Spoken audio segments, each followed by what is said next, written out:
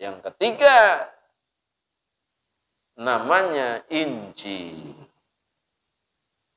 Injil yang autentik, Injil yang masih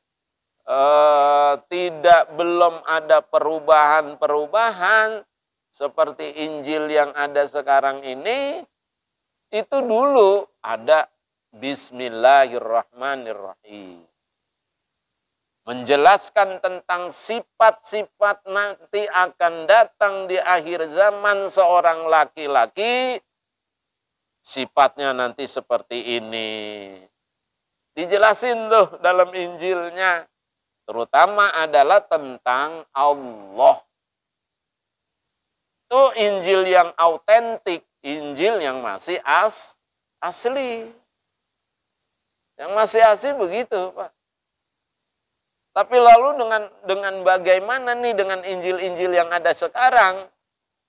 Walaupun itu produknya si Injil Barnaba, Injil Matius, dan lain sebagainya ada tuh. Sebutannya sama-sama Injil.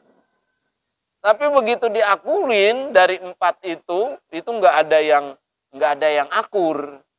Padahal sama-sama Injil. Isinya nggak ada yang akur. Tuh. Kalau yang asli, yang sebelum Nabi Isa diangkat, ya, jadi Nabi Isa itu udah diangkat. Nabi Isa tidak disalib tuh Nabi Isa. Wa ma qataluhu, mereka tidak membunuh Nabi Isa.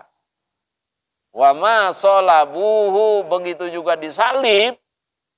Walakin syubbihalahum, akan tetapi yang dibunuh dan disalib itu adalah orang yang diserupakan seperti Nabi Isa. Jadi aslinya Nabi Isa begitu dia mau dibunuh, mau disergap, Nabi Isa-nya diangkat oleh Allah. Lalu dari mereka itu ada yang diserupakan seperti Nabi Isa. Nabi Isa. Karena Nabi Isa itu kan punya mujizat. Penyakit apapun itu bisa disembuhkan oleh Nabi Isa. Sekalipun berat kayak apa itu penyakit.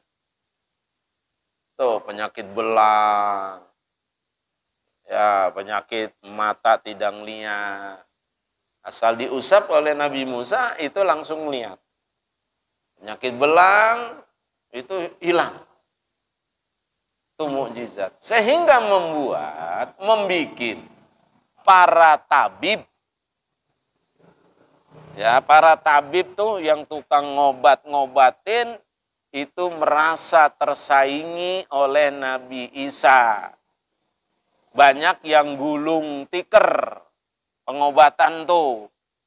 Karena semua bila ada yang sakit datangnya kepada Nabi Isa. Yang akhirnya bagaimana? Itu para tabib ada kecemburuan, ada kedengkian. Ini kalau kita biarin nih Isa seperti ini, kita akan menggulung tikar. Akhirnya berapa? Ya, kurang lebih 29 para tabib itu kompak. Untuk apa kompaknya? Membunuh Nabi Isa. Disergaplah rumah Nabi Isa, dikepung.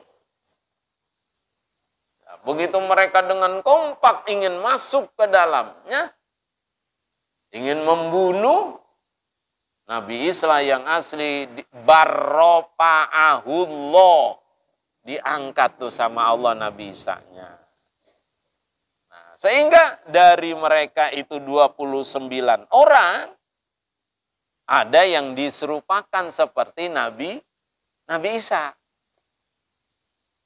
Tuh, Nabi Isa-nya diangkat sama Allah. Kemudian siapa yang diserupakan? Dari kalangan mereka tadi tuh, tabib yang jumlahnya 29 29 orang. Makanya mereka begitu mereka bunuh, mereka salib, mereka dalam keadaan bingung. Bingungnya bagaimana? Lapi syakin, mereka dalam keadaan ragu-ragu. Ini benar gak ya yang kita bunuh, yang kita salib ini Nabi Isa alaihissalam? Mereka dalam keadaan bingung. Kalau seandainya mereka bilang ini Nabi Isa yang aslinya, tapi kenyataannya jumlah mereka berkurang 1 orang. Jadi mereka itu dalam Al-Quran dijelasin dalam keadaan kebingungan, keraguan. Yang akhirnya bagaimana? Ya mereka meyakini bahwa yang disalib, kemudian yang dibunuh, itulah Nabi Isa. Tuh, padahal Nabi Isa-nya akan diangkat sama Allah. Dan suatu ketika Nabi Isa itu akan turun ke bumi. Sebagai apa? Bukan sebagai Nabi yang baru. Nabi yang baru itu sudah ditutup oleh Nabi kita Muhammad sallallahu alaihi wasallam. Lalu Nabi Isa itu turun sebagai apa? Nabi Isa turun sebagai pendakwah dari syariat Nabi kita Muhammad sallallahu alaihi wasallam. Prioritasnya Nabi Isa diturunkan 1, fayaksirus soliba. Nabi Isa itu akan menghancurkan, mematahkan semua salib-salib yang ada. Itu prioritasnya. Yang kedua, Nabi Isa akan memerangi makhluk Allah yang punya mata hanya 1 di depan, matanya nonjol. Yang kita sebut makhluknya namanya Dajjal. Untuk memerangi Dajjal. Tuh.